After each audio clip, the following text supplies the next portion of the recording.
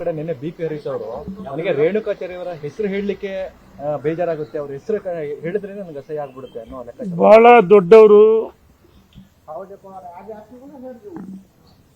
ಶಾಸಕರು, ನಮ್ಮ ಮಾಜಿಗಳು, ಹಾಲಿ ಶಾಸಕರು ಮತ್ತು ಬಹಳ ಆದರ್ಶ ಮರ್ಯಾದೆಯ ಪುರುಷೋತ್ತಮ. ಹಾಗಾಗಿ ಮಾತಾಡಿದ್ದಾರೆ. ನಾನು ಒಂದು ಮಾತು ಕೇಳಕ್ಕೆ ಇಚ್ಛೆ ಪಡ್ತೀನಿ.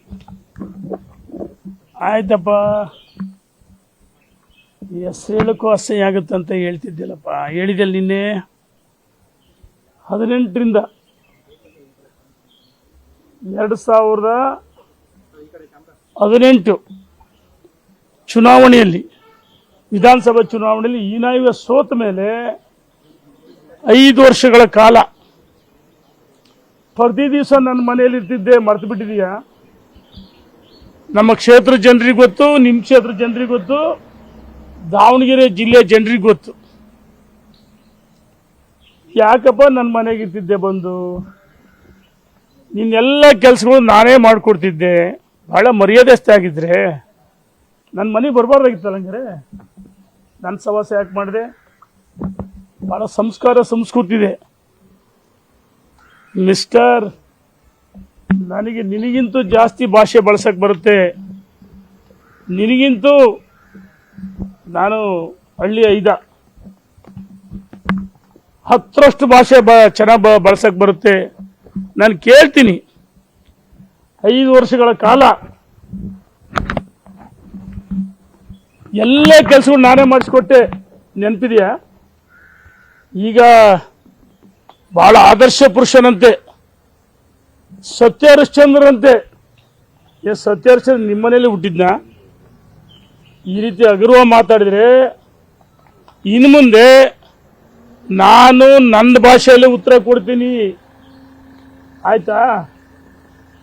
2018 ಆದ್ಮೇಲೆ ನಾನು ಪ್ರತಿ ದಿವಸ ಹರಿಹರ ಕ್ಷೇತ್ರ ಜನ ಯಾರೇ ಬರಲಿ ಅವ್ರಿಗೆ ಹೇಳ್ತಿದ್ದೆ, ಹರೀಶ್ ಸೋತವನು ನನ್ನ ಸ್ನೇಹಿತ, ಕ್ಷೇತ್ರ ಜನರಿಗೆ ವಿನಂತಿ ಮಾಡಿದ್ದೆ ಅವನು ಗೆಲ್ಸಿ ಅಂತ ಹೇಳ್ತಿದ್ದೆ. ನಿನ್ನ ಹುಟ್ಟುಹಬ್ಬ ಸಂದರ್ಭದಲ್ಲಿ ಸ್ವತಃ ನಾನೇ ಬಂದು, ನನಗೆ ಕಾಡಿಬೇಡಿ, ನನ್ನ ಕ್ಷೇತ್ರದಲ್ಲಿ ಬಹಳಷ್ಟು ಒತ್ತಡಗಳ ಮಧ್ಯೆ ಇದ್ದೆ. ಕಾರ್ಯಕ್ರಮದಲ್ಲಿ ನಾನಿದ್ದೆ. ಬಹಳಷ್ಟು ಒತ್ತಡಗಳ ಮಧ್ಯೆ ನನಗೆ ವಿನಂತಿ ಮಾಡಿದಾಗ ನಿನ್ನ ಪರವಾಗಿ ಭರ್ಜರಿ ಭಾಷಣ ಮಾಡಿದ್ದೀನಿ. ಆ ವಿಜುವಲ್ಸ್ ನನ್ನ ಹತ್ರ ಇದೆ, ವಿಡಿಯೋ, ಪೇಪರ್ ಕಟಿಂಗ್ ಇದೆ. ಹರೀಶನ್ ಗೆಲ್ಲಿಸ್ರಿ, ಒಳ್ಳೆ ಕೆಲಸ ಮಾಡಿದೆ ಅಂತ ಹೇಳಿದ್ನಲ್ಲ. ಅವತ್ತ್ಯಾಕಪ್ಪ ನಿನ್ನ ಹುಟ್ಟು ಹಬ್ಬಕ್ಕೆ ನನ್ನನ್ನು ಆಹ್ವಾನ ಮಾಡಿದ್ದೆ? ಆದರ್ಶ ಪುರುಷ, ಪುರುಷೋತ್ತಮ, ಈಗ ಹೇಳ್ಬೇಕಲ್ಲ? ನಾಚಿಕೆ ಆಗಲ್ಲವ ನಿನಗೆ? ನನ್ನನ್ನು ಯಾವ ರೀತಿ ನಿನ್ನ ಕ್ಷೇತ್ರದಲ್ಲಿ ಏನೇ ಕಾರ್ಯಕ್ರಮ ಆದರೂ ನನ್ನನ್ನು ಬಿಡ್ತಾ ಇರಲಿಲ್ಲ. ಇಡೀ ಕ್ಷೇತ್ರ ಜನರಿಗೆ ಕೈ ಮುಗಿದಿದೆ, ಹರೀಶನ್ ಗೆಲ್ಸ್ರಿ, ಹರೀಶನ್ ಗೆಲ್ಸ್ರಿ. ಎಲ್ಲಿ ಹೋದ್ರು ಅಲ್ಲಿ ಹೇಳಿದೆ. ಗಣೇಶ ಉತ್ಸವಕ್ಕೆ ನಾನು ಕರೆದೆ, ನನ್ನ ಹತ್ರ ಫೋಟೋ ಅದಾವ, ಬೇಕಾ?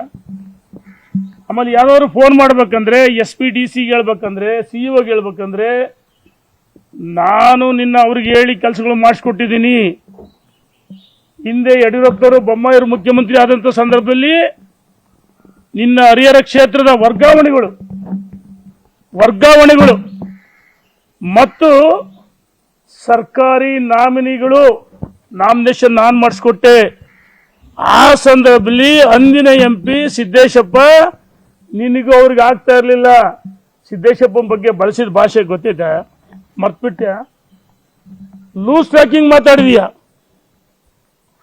ಯಾರ ಬಗ್ಗೆ ಬಿಟ್ಟಿದ್ದೀನಿ? ನಾನು ಹೇಳ್ತಾ ಇದ್ದೀನಿ, ಇವತ್ತು ನಿನ್ನ ನಡವಳಿಕೆ ಕ್ಷೇತ್ರ ಜನ ನಿನಗೆ ಯಾವ ರೀತಿ ಚೀಮಾರಿ ಇರ್ತಾರೆ ಗೊತ್ತಿದೆ.